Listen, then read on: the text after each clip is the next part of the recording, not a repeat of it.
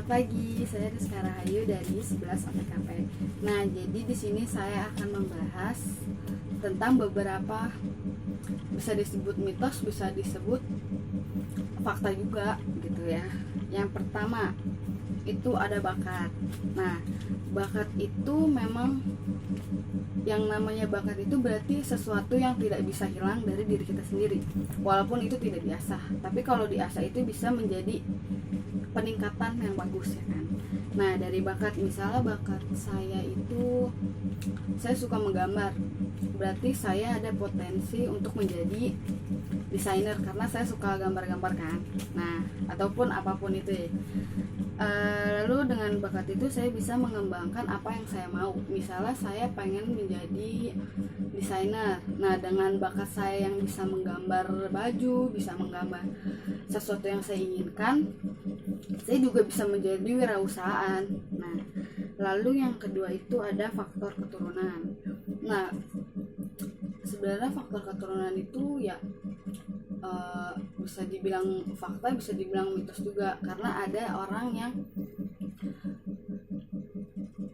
hanya modal kemauan untuk mencari uang, tapi ada juga yang faktor keturunan. Contohnya misalnya itu ada seorang keluarga yang memang sudah memiliki perusahaan besar, lalu anak-anaknya pun mempunyai perusahaan yang sama seperti keluarga yang lainnya. Jadi itu tuh seperti misalnya gini, kayak ayahnya tuh udah punya perusahaan, lalu berarti dia kan mengajarkan tuh ke anak-anaknya untuk bagaimana bisa menjadi seperti ayahnya.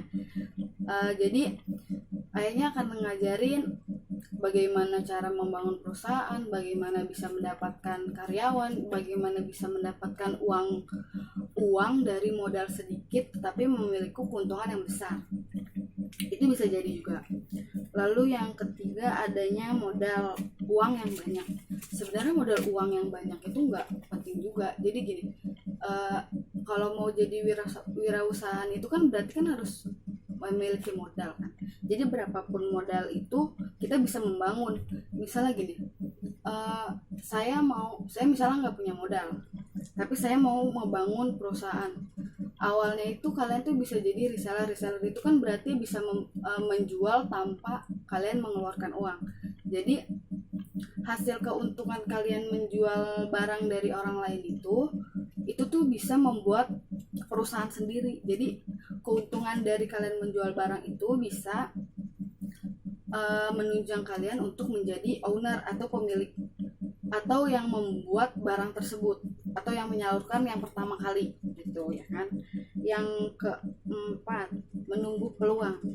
Menunggu peluang itu salah banget ya, karena masa iya kita mau memiliki perusahaan tapi kita tuh harus menunggu peluang yang ada. Misalnya ada perusahaan yang hancur, enggak, misalnya gini, ada pedagang sate itu laris banget, tapi tiba-tiba pedagang sate itu yang punyanya misalnya sakit ataupun meninggal atau apa.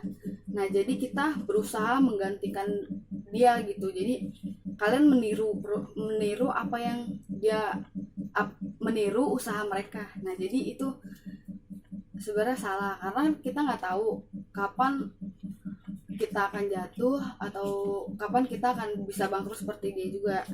Nah, yang terakhir itu nekat baru sukses.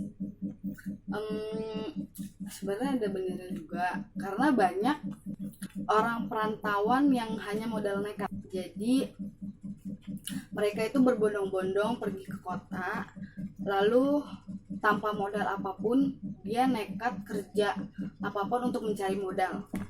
Nah, contohnya misal dari kampung itu mereka cuma seorang tani, lalu mereka berangkat ke kota untuk menjadi orang yang sukses.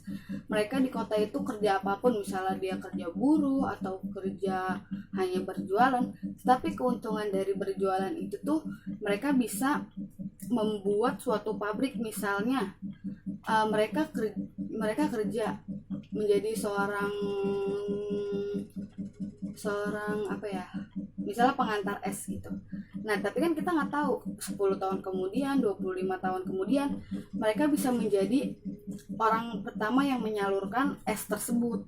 Jadi nekat juga penting.